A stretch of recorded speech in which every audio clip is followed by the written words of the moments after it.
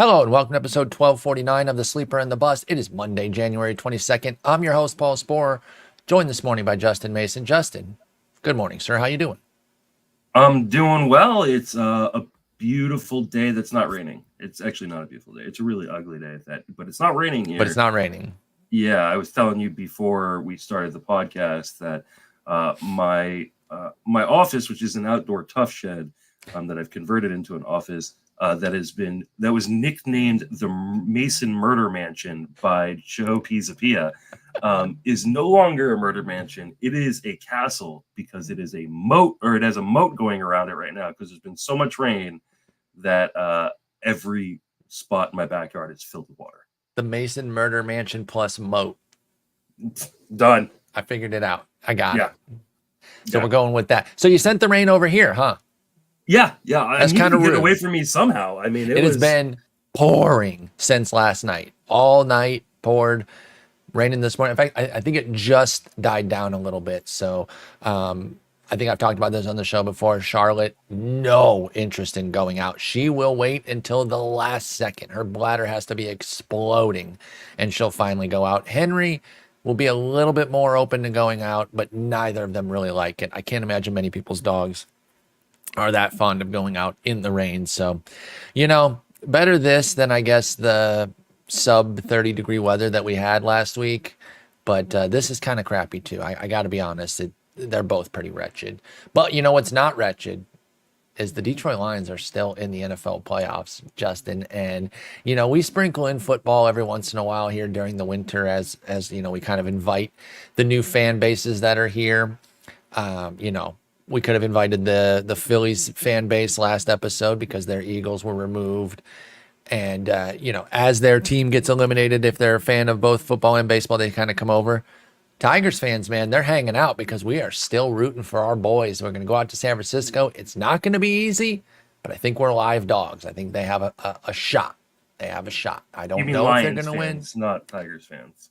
No, I'm saying the Tigers fans aren't all in full force baseball yet because of the Lions. Because most Detroit fans are all Detroit. It's rare that you're like a Lions fan, but then a Yankees fan or some shit, right? Like Detroit's one of those cities where it's you're all of the teams. You eat all of that misery. So it's been great. I'm excited. If they lose in San Francisco, I'm not going to lose my head over it. This has been a wonderful season. But if they play their best ball, they can win. If the Packers can lose by 3, then the Lions can win. I don't know how much football you're watching here in these playoffs, but Brock Purdy, he looks like a 7th rounder every once in a while. And he looked like it for a lot of the second half on Sunday until the last drive. And then he looked like a badass. So I'm not a Purdy hater. I actually like him.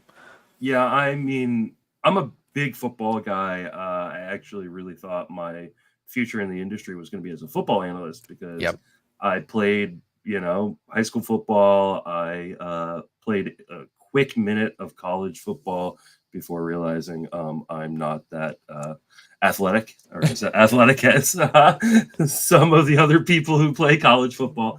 And so I coach football. So I thought I was like, oh, I'm going to be a football analyst. And that never took off. And I ended up doing baseball. And because I do baseball full time now, or not full time, but year round, I don't pay as much attention to football as I used to. And I mean, I've been watching the playoffs. The Lions game was fantastic. I mean, actually, all the games were fantastic this weekend. Good weekend after a dud weekend last week. The Lions game was good. Lions game was the only good one last weekend. Mm-hmm. This weekend, I thought they were all pretty. And, the Ravens pulled away late, but the Texans played into it until about the fourth quarter. My brother-in-law, a big Texans fan, so I was rooting for them. He kind of called the pivot point. I forget exactly when it was, but he's like, okay, if they score here, we're in deep shit. And that's exactly what happened, is they scored to go up 2 scores, and then it was over. But the Packers game, Packers were with the Niners all the way till the end. Bucks were in it against us, and then that Chiefs-Bills game was awesome. So anyway, enough football. I know some of y'all are very anti-football, but there are plenty of us who are both sport fans. So let's talk. Wait, what the hell? Lions reach a deal with Zach Ertz. You can sign guys during the playoffs? If they were cut during the season. because Brock Wright got hurt. So we signed. And now I know he's not Zach Ertz anymore, but that is just, I didn't know that. Okay. Anyway, sorry. Baseball. You guys talked Hader and Stevenson yesterday, you and Jason. I have not listened to that yet, and as I told you, it probably won't be until Friday, the next time I'm going to be able to get a walk when the weather turns. So tell me, what do you think about Hader in Houston? Do you like him to thwart Presley? Are you trying to draft Presley on the decline? Where were you guys at there? I mean, I'm pretty bummed for the fantasy teams who already drafted Presley, because I mean, you're not paying Josh Hader, to not close out games, especially after last season in which he wouldn't come into the 8th inning of a game. Like he is pitching the 9th, and that is it. Yes. So yeah, I mean, unless something happens to Hader, my Presley shares are fairly worthless at this point. And so are people's Brian Abreu shares. So like the one DC where I drafted both guys. Ouch. that didn't work out real well.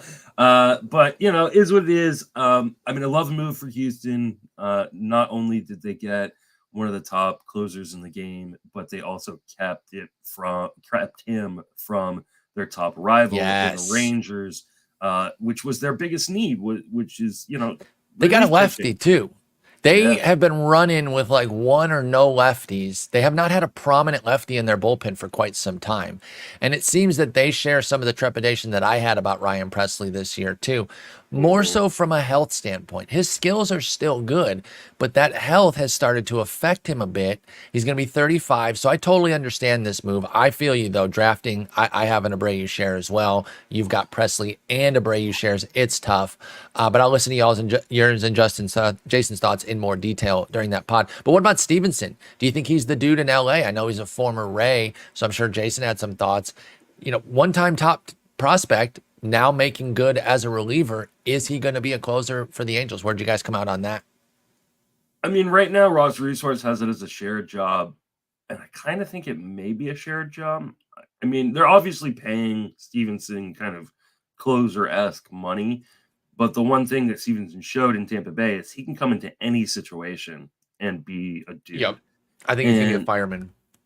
I almost wonder if he's going to be like a Duran, where he can kind of pitch wherever is most effective for the team at the time, which means he's probably going to get a bunch of saves, but just maybe not the full complement. And that Estevez, we also have on teams, is going to get saves, but just not the full complement as well. And the problem is, I don't know how good this Angels team is going to be. So that's the thing, right? If it's a team that's getting 35 saves and we're splitting them up, then that's tough. Now, neither of them are extremely expensive. True. But we kind of hypothesized that we could see Stevenson jump up towards 150. Quite a bit. And I think it was Matt Williams mentioned on the YouTube link or a YouTube comment that he was in a DC yesterday, and Stevenson went at 181. So he's already jumped up like 150 picks at this point. And probably going to continue to jump up because the skills are immaculate, and he has the stuff to be a top tier closer. The question is, will they let him have that role? I got a feeling at some point he's going to be the full-time guy. It just may take a little bit of time. They might need Estevez to blow up, but Estevez has those moments every season where it's like, hey, he looks great, and then all of a sudden loses control. And they may, if he loses that control this year, there's now someone in that bullpen who could take over full time. Yeah, absolutely agree with that on Stevenson. Going up to like 180, that puts him around Jose Alvarado, who's at 179. Are you taking Stevenson up there? Yes. Yeah. Okay. Because I kind of see Alvarado as somebody who could share as well, because of he's a lefty and he can come into different situations. I love Jeff Hoffman. And Sir Anthony Dominguez has shown skills too. So I think Philly can kind of play still it. There. Like, they got options for days. Yeah, they've shown in previous seasons, like they don't mind sharing that role. So that seems to be the area for a shared closer. So with Stevenson being there, I don't think that's an out-of-pocket price. Cool. And then Yariel Rodriguez did sign with Toronto, but neither of us really know much about him. He really is a wild card. Even the article that I was reading on Trade Rumors said exactly that. They call him a wild card because of his trajectory. He's from Cuba. He pitched on the WBC team. He had been in Japan pitching as a reliever when he was a starter in Cuba. He did not go back to his Japanese team this past year, so he took basically a year off. Toronto decided to take a shot on him. Definitely recommend you check out other folks that are more in tune with somebody like Yariel Rodriguez, perhaps maybe somebody like Tim McLeod, the guy we always recommend when we're talking Asia baseball. And we'll talk more about him in spring when we've got a better feel, but we don't want to speculate on a player that we just don't know that well. But I did want to bring it up so people didn't think that we just completely glossed over it. But today we're talking catchers. Let's get behind the dish here and start our catcher preview. We do have a hard out in about an hour because of your chat, so we'll get as far as we can. It'll probably be a two-parter, but let's get started. Let's start with the king. These ADPs will be cited since Christmas, so put 1225 in the date column there through 122, and that will give you 30 DCs, 30 draft champions drafts that we're going off of. And the king is, of course, Adley Rutschman at pick 55. He's well clear of the next group there that starts at pick 73, which we'll get into in a moment, but he stands alone at the top. Now, I know that we've talked a bit of catcher strategy and suggested that some of that depth might take you off of some of these top guys.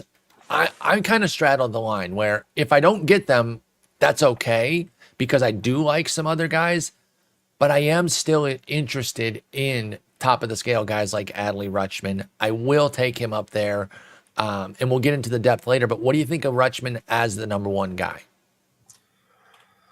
I think it's fair. I do. Is he your number one guy? I don't know that he's gonna be. Okay. So once I finish my catcher projections, I'll have a better idea. I still think GT Realmuto is the number one guy. I figured you might, and I don't think that that's out of pocket, by the way. I also don't think it's out of pocket that Rutschman is the number one guy off the board. And so, like, I'm not going to beat up anybody who thinks that they should be taking Rutschman ahead of him. I just think that the track record for Realmuto is too long and too good and too stable. Now, that being said, Rutschman has one of the sexiest, safest profiles of a young catcher that I think we have seen in a really, really long time. I agree. I mean, a 92% zone contact is elite for any hitter. So for a catcher, like, I do worry that, people are projecting power growth this year and that we may not see it in part because of the park and in part because I just don't think it's quite fully developed yet. I do think he is a 25 to 30 homer guy at some point. Sure. I just don't know if I'm projecting that this year. Steamer's kind of with me. They're projecting 20 home runs, though I do think that Steamer is pretty light on the plate appearances because the one thing Adley Rutschman does is play every freaking day. Man plays. And this is why I start going, I totally understand why people would take him as high as they are. Because if you're talking about a catcher that has the ability to hit, I'm going to be a little hyperbolic here, but 300, I think he can hit 300 at some point in his career. Agree. With 20 plus home runs, and you get that 300 batting average in 650 plus plate appearances. That is massive from the catching position. That it's unbelievable how good that can be, and I totally agree. Even his 277 last year for Rutschman is really good, let alone if he does get those 23 points that I agree with you are in the cards. He can hit a 300 season. His XBA last year was 290. That doesn't surprise me.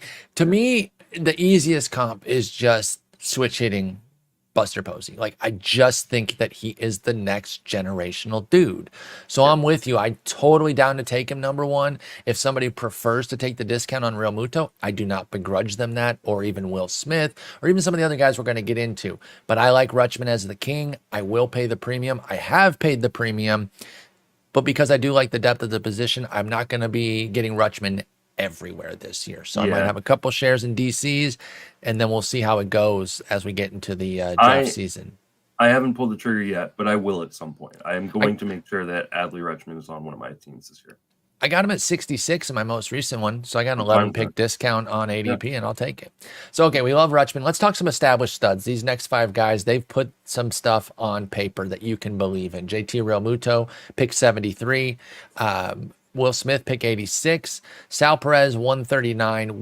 Wilson Contreras, pick 140. And Sean Murphy, pick 143.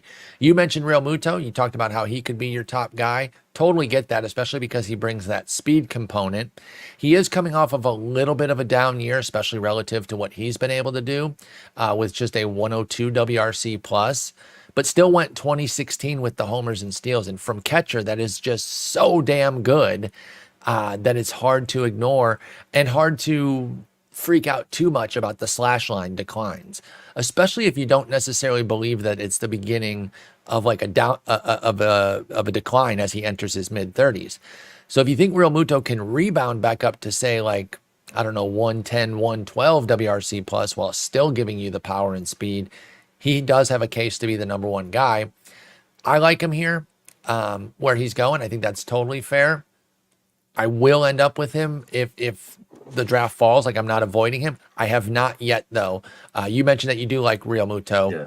Where do you see this going though with the slash line after it dipped last year? Is there a rebound or is this the beginning of a soft decline for him in your opinion?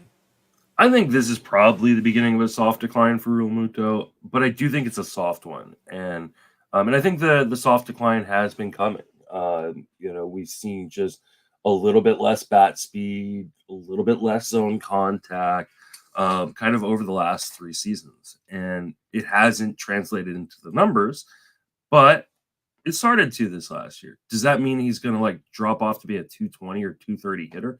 No, like he's he had a little bit lower BABIP than his career average. There's a pretty good chance that like he's still like a 260 hitter with 20 plus home runs and 15 to 20 stolen bases. And from the catcher position, that's still amazingly valuable. It And really so is. like I have no problem drafting Real Muto. I've already drafted him twice.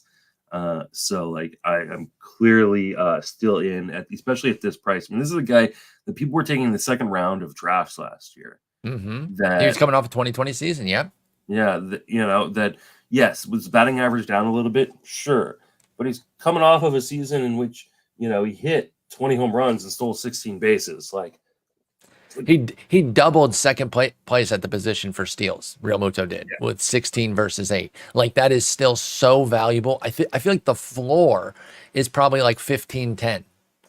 I think I'm at least getting a 15-10, 240 type season, which I would not like at pick 73. But if I can kind of pencil that in and work from there, I'll take it. So I still like yeah. Real Muto. He still brings a lot to the table.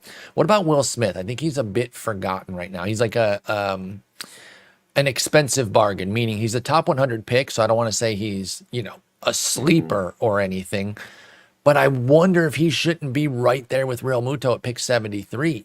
At pick 86, am I crazy here for thinking that he's kind of forgotten here? Is Will Smith somebody that the draft market is maybe glossing over a bit because of so many of the other appealing catchers?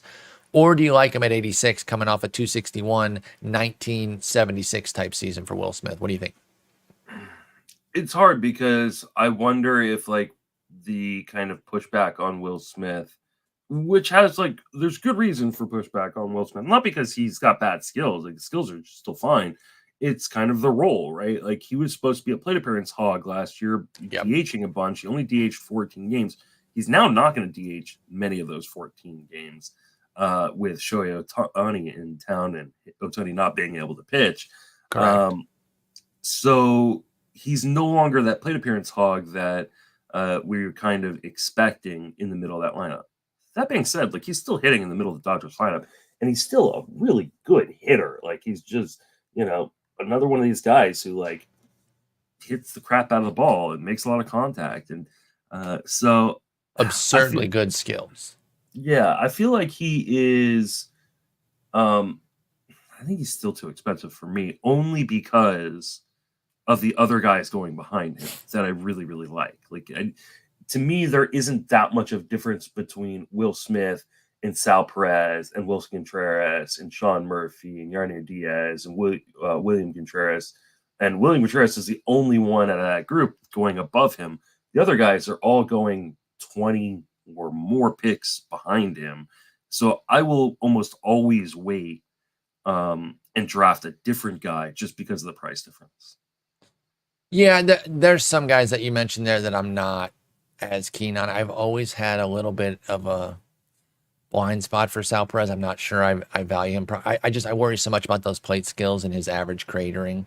So I do prefer Will Smith I even mean, at the higher price point. at some point you might be right, but like this is one of those like Chris Sale guys that, injury things where if you yeah, keep it's like, projecting it, when he's eventually it's 38, gonna you're going to be happen. right. No, But I this know, is I know. not, I know we're gonna talk about Sal Perez next, but like this is like the best price you've ever gotten on Sal Perez. I promise that if he finally like flops in 2 years, I won't go, I told you, because I've been wrong. And even this past year, when he had an 86 WRC plus, I still didn't go around toting, pounding my chest saying I was right, because he went 23 and 80. You still got 23 and 80, 255 out of catcher. His WRC plus sucked because he had a sub 300 OBP, which unless you're in an OBP league, who really gives a shit? Yeah, it affects his runs, I understand, but 2380 from catcher, totally get it. So again, I would prefer Smith even at the higher price, but I don't think you're out of pocket for saying that with Perez and Contreras and Murphy. What about my pushback though, real quick on go ahead. that is you were just saying 2380 is like, yeah, okay, but it's still good. Like that's what you didn't even get 2380 from Will Smith. No, 2380 is amazing, is what I'm saying. Okay, all right. Like, no, like that. Like, right, maybe do not get hung up on the 86 WRC plus because 2380 at catcher is badass. So even with a sub 100 WRC plus, Sal Perez was still able to give you that kind of production. In fact, it matched his home run total from 22, and he had 4 extra ribbies. So even when he had a 108 WRC plus in 2022, he was a better fantasy player in 2023. So no, I get it with Sal Perez. He is the next guy on the list. You like him a bit better, but I even pointed out in my catcher rankings that I probably am a little too mean to him. I need to be better about understanding that sort of power, that bankable power has value. Yeah. Even if the slash line is shit. So at pick 139, you really like Sal Perez this year, right? I mean, he's not a guy that I'm like jumping for joy, but like I just feel like it's too low. I mean, he was coming off of like it was a down season in 2022 or I think it was. And like his value was depressed last year and he was going around pick 80. Now you're getting at pick 140 and like he's like the kind of guy you pencil in for 20 home runs and like a 250 batting average. Like, yeah, because he's a fixture, right? Sal Perez isn't coming out behind the dish ever. Like, and even if he can't catch, like he's DHing, like so or playing first. Yeah, like he's just gonna play. I mean, he's not gonna play a lot of first this year because I think Vinny P. I agree, but like I still think he is like full-time catching.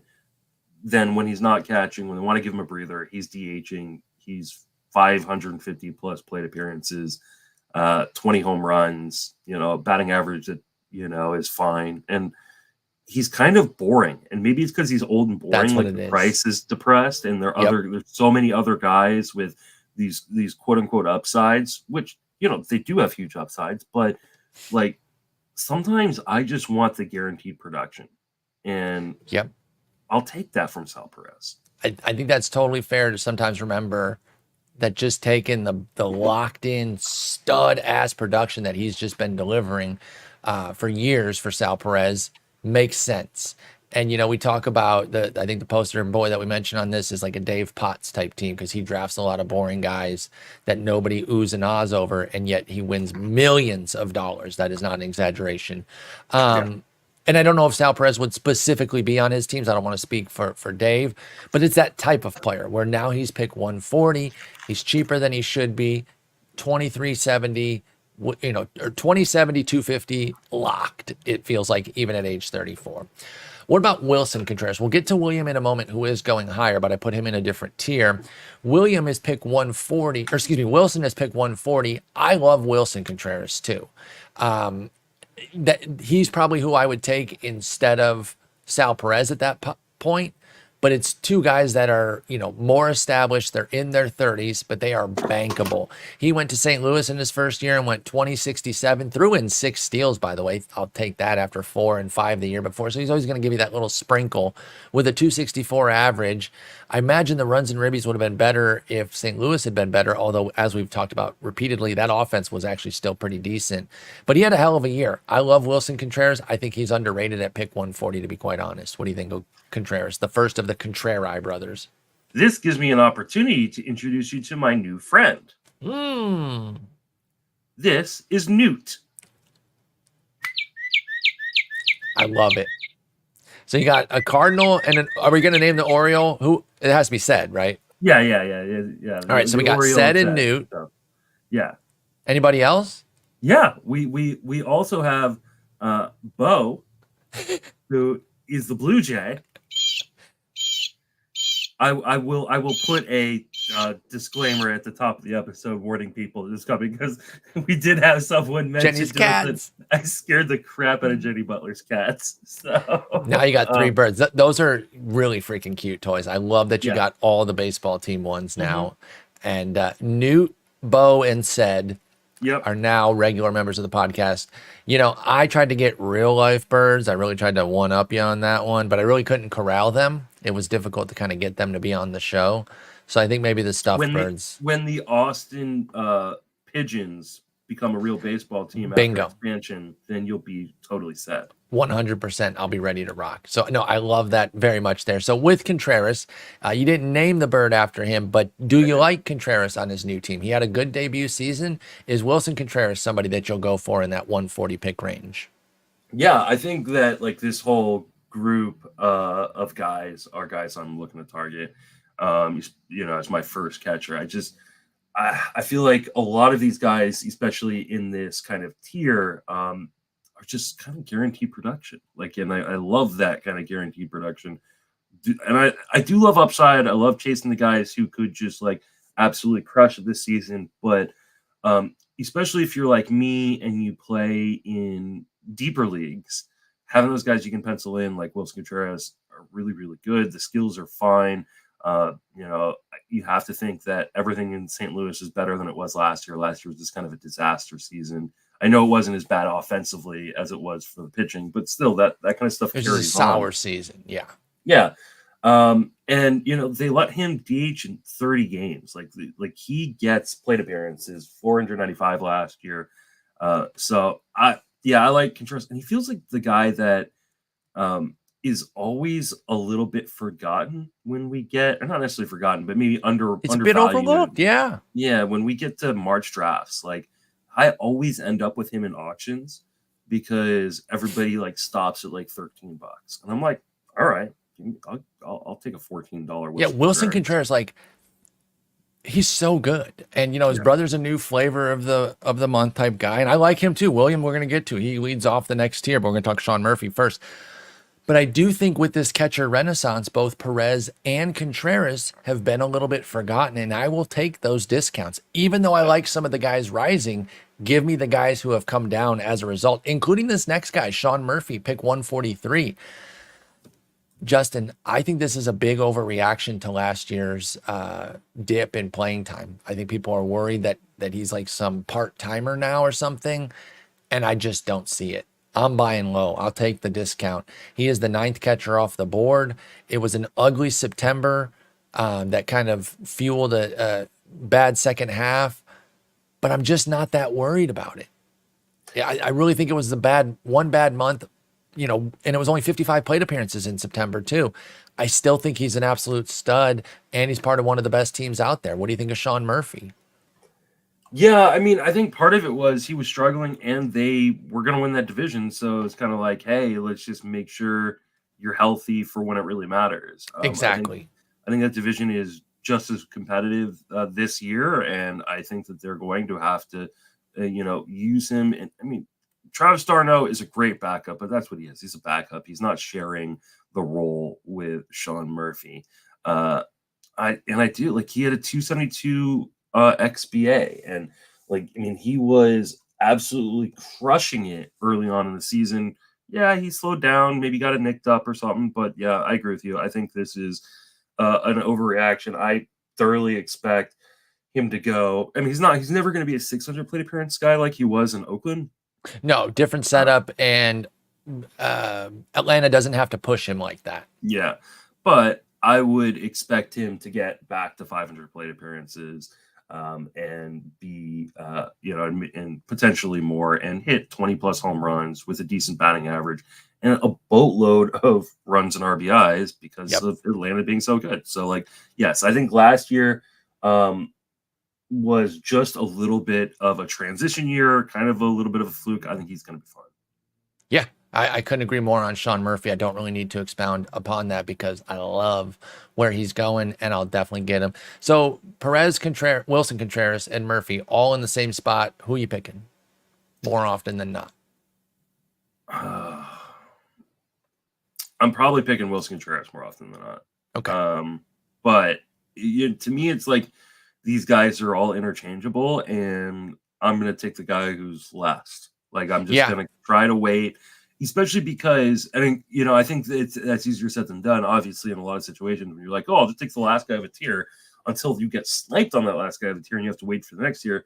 The beauty of this is there are so many guys at catcher this year. The reason how many times have we ever done a 2-part catcher series? Exactly. There's so many guys that you can actually play that gamble with this tier because the next tier is just as good. That's the thing I was noticing when I was writing up the catcher rankings was like just another guy I like, another guy I like, another guy I like. And so as we jump into the next tier, studs on the rise, we've got a group of guys that ranges from pick 79 to 242, but you can make a case that all of these guys could be even better than they were this past year. It does start with William Contreras at pick 79. I'm not going to read them all off because it's a pretty big group, so we'll just go one by one with them. William Contreras at pick 79 has passed Big Bro. Went to Milwaukee. They taught him how to catch, which they've become known for now. Yeah. And he already showed that he could hit when he was with Atlanta. So now they've turned him into one of the best catchers in all of baseball, coming off a 5-win campaign. 17 homers, 78 runs batted in, 6 steals, 86 runs, and a 289 average. I understand why he's going above Big Bro. I don't hate pick 79 for William Contreras. It all comes down again to, do I want to pay for a stud or do I want to wait? But I would be okay to pay for William Contreras at the price point if it fits my pick at that area. What do you think about William Contreras? Is he emerging into one of the best out there? I don't know if I'm quite ready to say that. I mean, there were some really amazing gains that I don't think can be denied in terms of like dropping the strikeout rate 7% last year. Like dropping it from 27.5% to 20.5% while keeping the walks in check is really, really impressive. Mm-hmm. I don't know how sustainable the batting average is at the levels that we've seen the last 2 years. He's had pretty high BABIPs, and his zone contact numbers are below average. Now, they improved last year, which is good. So, like, do I think he's going to give back all that batting average?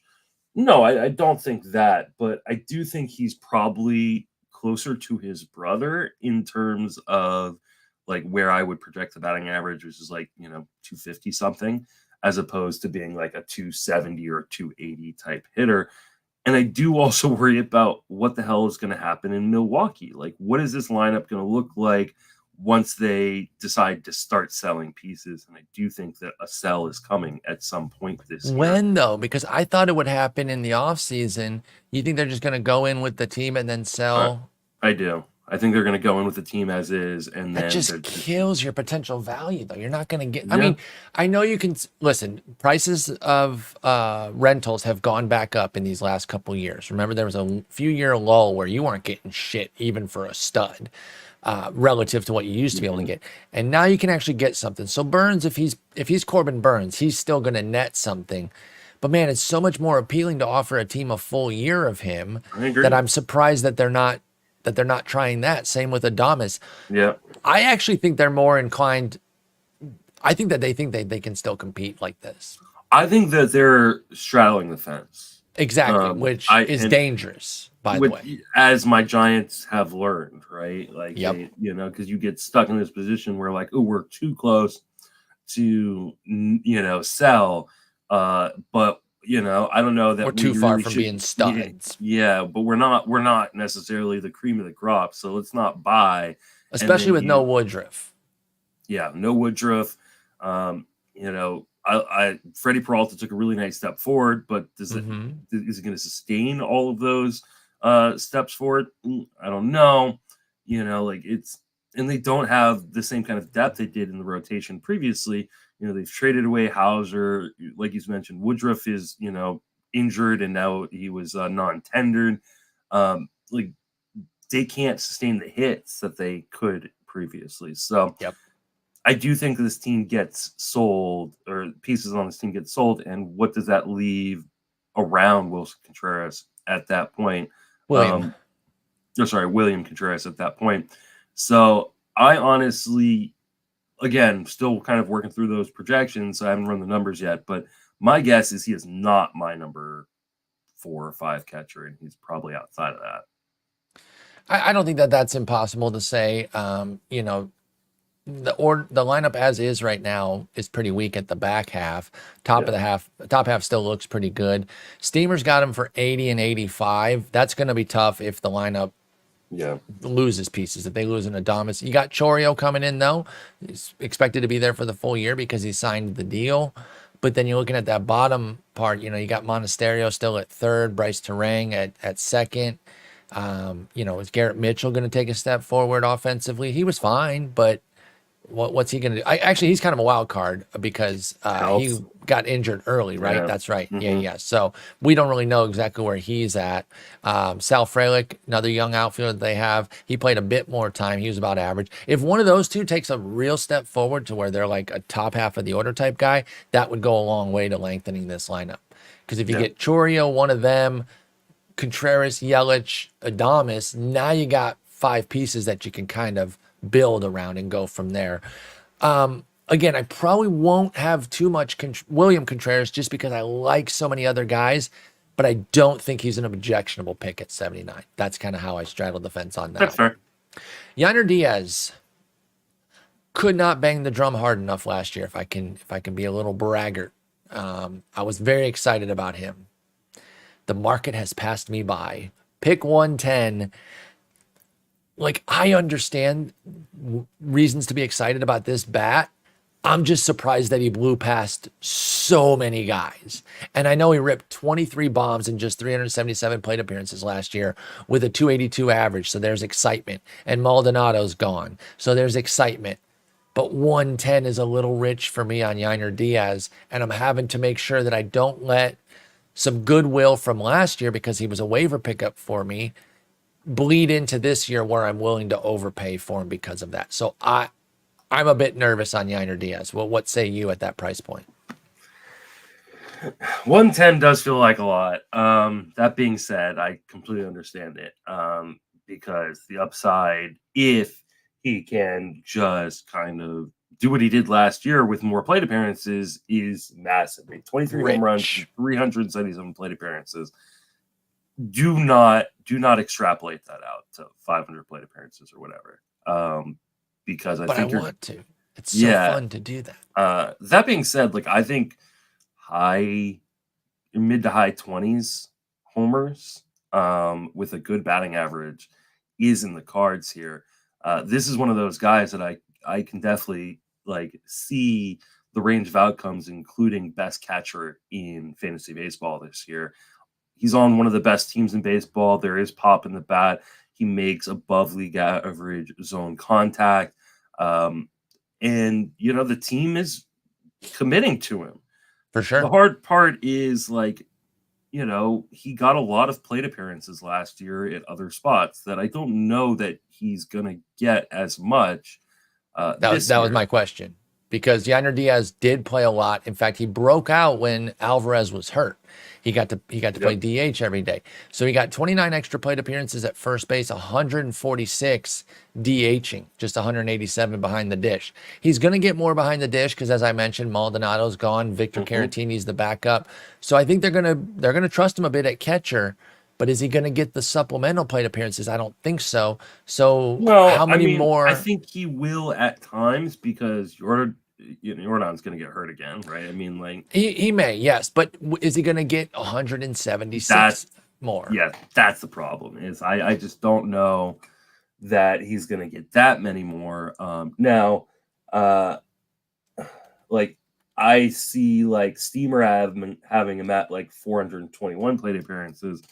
That feels like undershooting it quite a bit. Like I do think he's probably like 475 to 500 in terms of plate appearances, which again, like I said, I think can result in like 27, 28 home runs with a good batting average. And that's really, really valuable and worth a top 110 pick, especially in a 2-catcher format.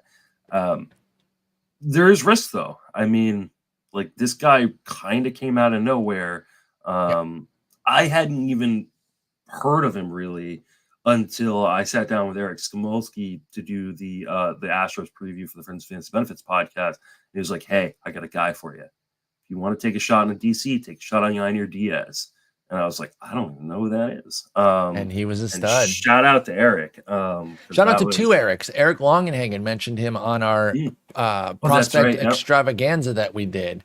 That went over very well. People love that. He mentioned so many names that hit. He was on the Yainer Diaz too. So if somebody named Eric tells you about Yainer Diaz, you should listen. Samolsky and Longenhagen. They know what they're talking about. Yeah, if Yainer Diaz hits 30 bombs, I would be 0% surprised. Legitimately. Yeah. It's just you're paying full freight for it. You're not paying for 30. He doesn't need to hit 30 to give you back value, but he needs to hit.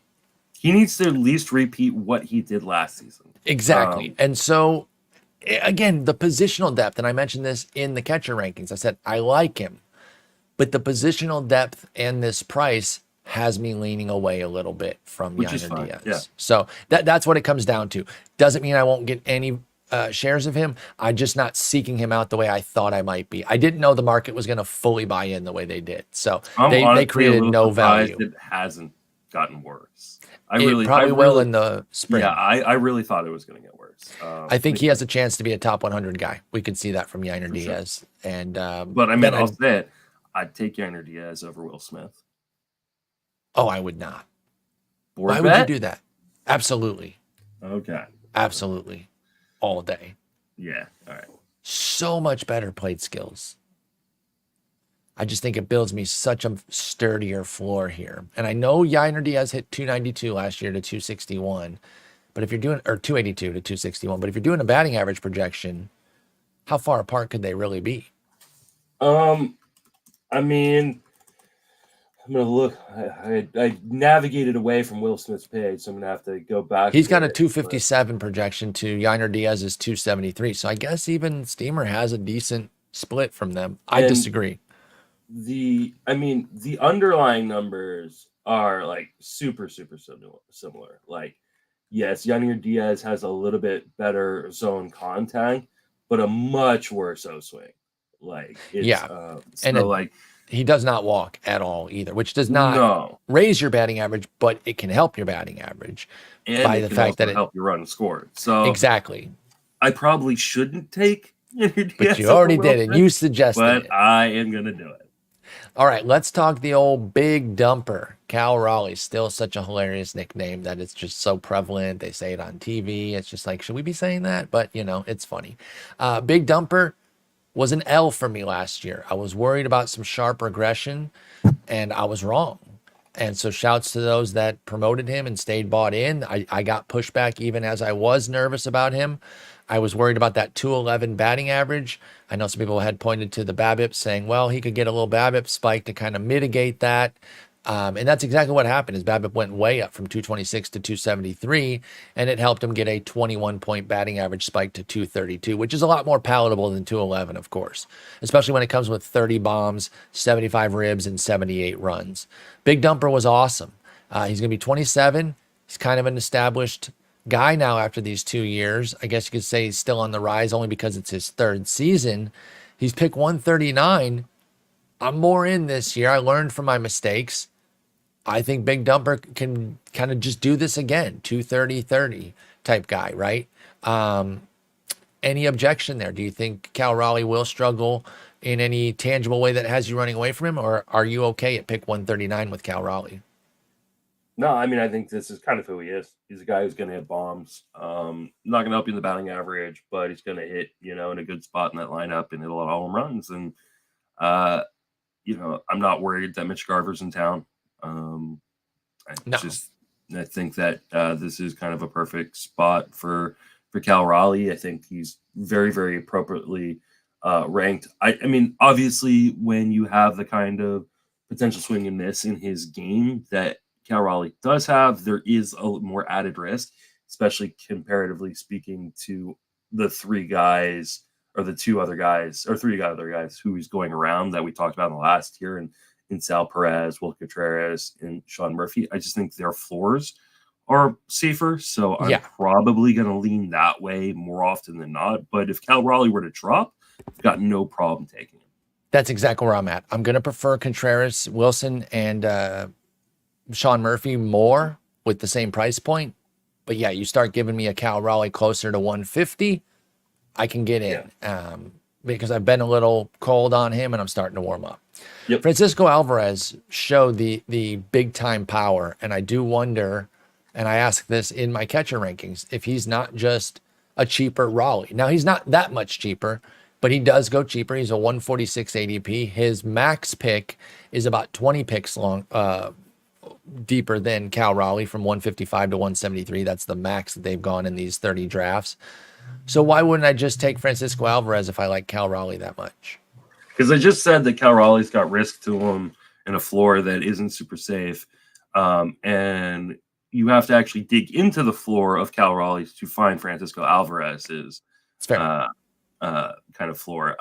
So you would need a bigger price disparity to really value them as a cheaper version thereof.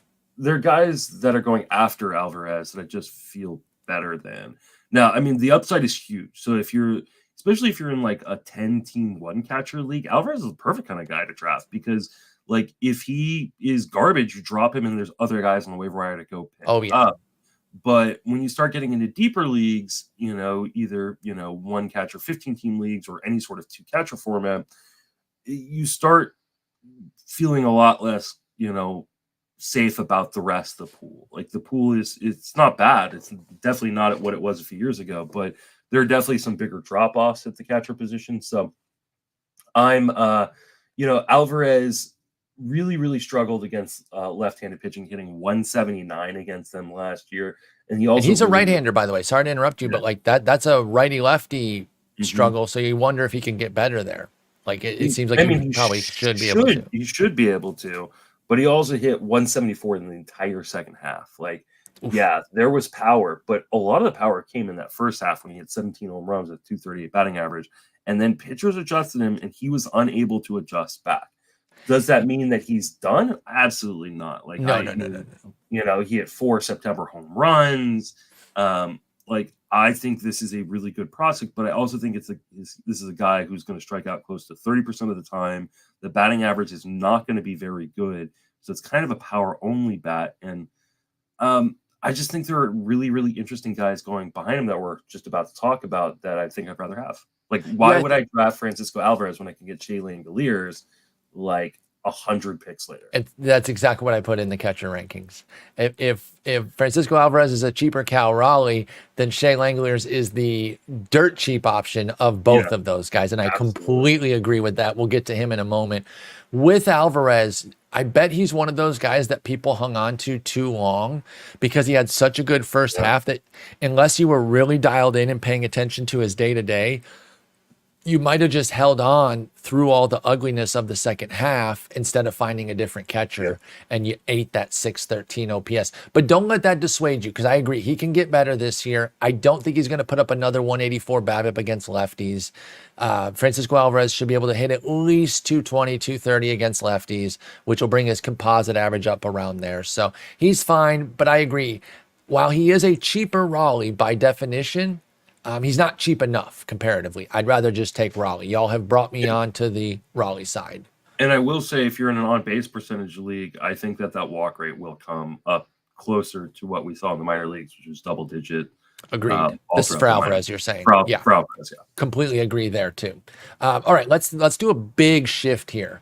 Now it's just a few picks later, but this player profile is way different, and that's of Gabriel Moreno from Arizona. He's coming at pick 153, so just 7 picks after Alvarez gives you the direct opposite. I mean, he gives you some punch, but you're looking at a guy who hit 284 last year, 7 homers, so not even really much punch. Like he can hit a few homers, but 7 homers, 6 steals, 50 ribbies, 33 runs, and 380 plate appearances.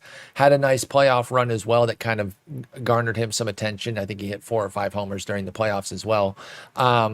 Big time prospect with Toronto when they traded him in that Dalton Varsho deal. People were excited. Took some time to get going, but had great defense, won a Gold Glove, hit 284. Is Gabriel Moreno capable of a breakout? Is there more to this, or do we see who he is and we're just going to get the same at more volume next year? What do you think of Gabriel Moreno in Arizona?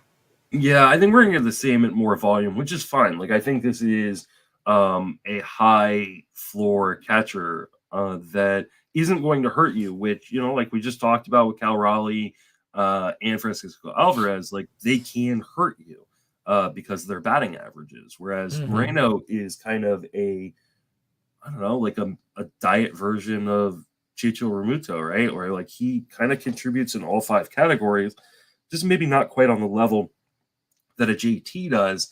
I wonder how much the 4 postseason home runs have affected his value in terms of people like giving him a little bit more power projection than I think is really in the bat. I mean, we're talking about a guy with a 50% ground ball rate. He doesn't strike the ball particularly hard. He makes a lot of contact. I think there are going to be good batting averages, and you're going to get, stolen bases that you don't typically expect from catcher.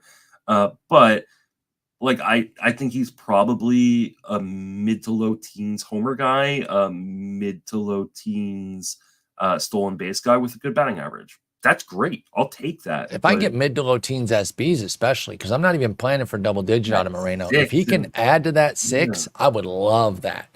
So yeah, if you can give me like 11 and 11 with a 280 average, I think that's and good runs ribbies kind of line, yeah. I would love that from Moreno. I'm actually really keen on him. Again, we're saying this about a lot of guys, though, and you only need 2 in most leagues or 1 in a lot of other leagues. It's 1 catcher league. So you don't have to really push. And that's why I understand the people. I think the first comment on my catcher rankings was something to the effect of, so what you're telling me is to just, in a 12-team 1 catcher, just buy a $1 catcher. Yeah, and I'm like, yeah, absolutely. You absolutely can do that. Even in a 15 1 catcher league, like I'm waiting till the end. Unless a guy falls so much farther than I think he deserves to fall, then I'll just jump early. But like in a 1 catcher league of pretty much any format or any mixed league format, last round pick. I'm taking the last catcher off the board, and then I'll play catcher roulette until I land on the guy who's popping that year. Because I think there are guys going outside top 15 that are going to pop. Totally agree. 1 catcher formats, I'm playing it wild like that. 2 catcher, I'm still trying to invest a little bit at the higher end, but yeah, catcher's deep. And we got another guy here that we both love who was a little bit derailed by injury. Well, not a little bit. He was a lot bit derailed by injury last year, or else his price would be a lot higher. And I do have some concerns that Logan O'Hoppe could be a big spring riser. He's at pick 159 right now. I think there could be some hype that could really blow him up into like the 130s, 120s with that group there, just because there's a lot of excitement about him. And once people see him back on the field and whatnot, they might get intrigued again. 14 homers in just 199 plate appearances, only a 236 average and 296 OBP. But I keep coming back to that power with 14 bombs in such a small sample, just 51 games. He's the dude in LA too. So I think that's locked and loaded. Where do we feel? What do we feel about O'Hoppe now that he's back from the injury and ready to kind of continue that breakout that we started to see hinted at last year? Are you in on O'Hoppe at pick 159? Yeah, I think I am.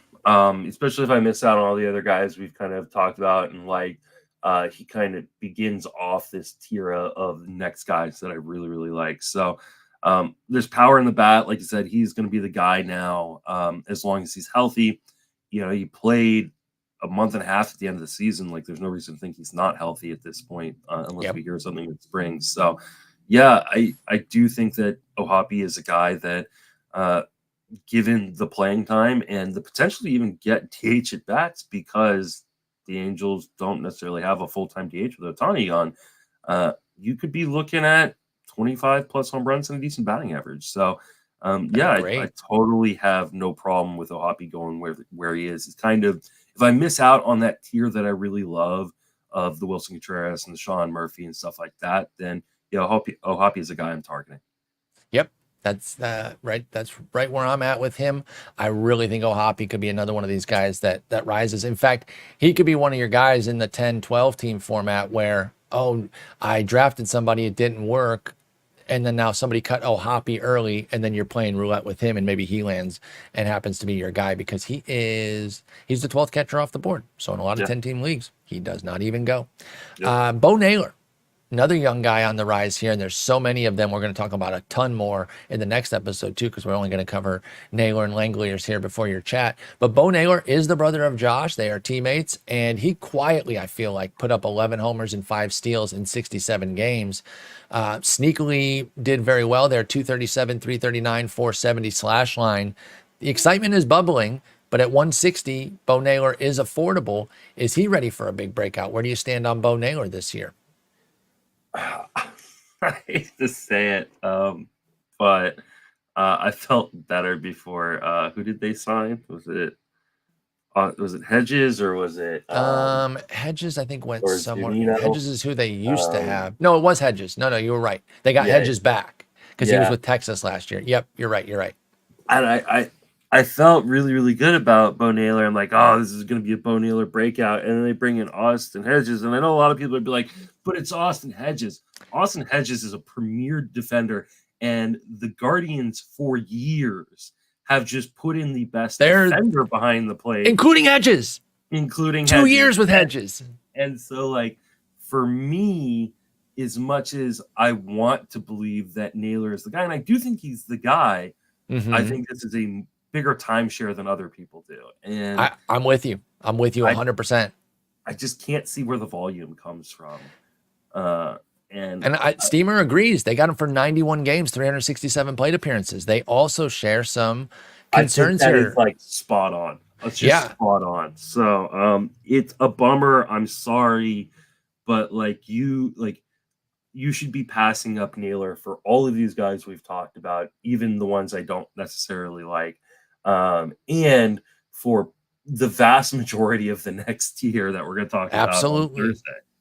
Like, he's good, but like his price is too high with this concern from Hedges. And we are in lockstep there that you can laugh at Hedges' bat all you want. Teams play him, and Cleveland specifically has shown a penchant for giving him 300 plus plate appearances with a 40 WRC plus. What is Cleveland known for? Just generally being stupid. No, pitching. And they're in part known for pitching because they put really good catchers behind the plate. And Austin Hedges is a really good catcher. Yep. No, I think that makes a great sense there. It is unfortunate for Naylor's outlook, but it's just the truth. And that's why you should probably pass him, because there's too many other guys going in a similar or cheaper range. You telling me I can get Jonah Heim cheaper? We're going to talk about him on Thursday. I bet Ruiz. Ruiz, absolutely. And then the guy we're going to end with here, Shea Langeliers, who we already hinted at, is kind of in that Raleigh Alvarez, if it's the Goldilocks, too hot, just right, too cold. I think you could put Langeliers, even though he's the cheapest, he could be in that just right. That might be like the right price point to just say, if I want this all or nothing power. Now, the big difference that he has between Alvarez and Raleigh is even if he hits the bombs, he's going to have like 32 runs batted in. So that's why he is that cheap. Yeah. But is it not still worth it at pick 242? He went 22.63 last year with a 205 average. I think Langeliers has a 30 homer season in his bat. I don't know if it's this year or not, but I think he's got 30 taters. What do you think of Langeliers at 242? I completely agree with you. the only thing I'm going to, kind of not disagree, because I think you're the one who mentioned this, but just kind of reinforce, is if you take a guy like Shea Langoliers, be smart about the other guys you take from bad teams. Like, Absolutely. because there's nothing worse than being like, man, I am leading my league in home runs and I am 7th in RBIs. Like, solos galore. yeah, because you just drafted a bunch of guys on bad teams that are really good, or can hit for power, but they've got nobody else who can get on base around them, so they're a bunch of solo shots. So I like Langoliers a lot. There's a bunch of power in the bat. I do think that there could be a 30 home run season at some point, and he is one of my fallback options at catcher when either I choose not to go after an early one, or I miss out on it. Yeah. Yeah. If the draft just kind of doesn't fall where you want and you have to get quote unquote stuck with Langoliers, I'm fine with that. But I agree, plan around him, make sure your runs and ribbies are covered elsewhere. And your batting average, of course. But yeah, for me, he kind of cancels out Francisco Alvarez completely. I do think Raleigh is a little bit of a cut above. Again, I've been sold on him by commenters and yourself, like saying, hey, don't be so hard on him. But with Alvarez, I'm just going to take the 100 pick discount, even though Alvarez is on a way better team. I'm sorry. Yep. So, okay, there we go. There's our first, what's that? 6, 10, 14 catchers off the board. We've got some interest in pretty much all of them. It just depends on the price and how the draft is falling. And we've got so many more on Thursday that we're both going to be pretty keen on to discuss, including Jonah Heim kicking off the steady investments. But Justin, you got a chat to get to. It was great talking with you. I'll talk to you on Thursday and we'll finish up catchers. How about that? Sounds great. Take it easy. Peace.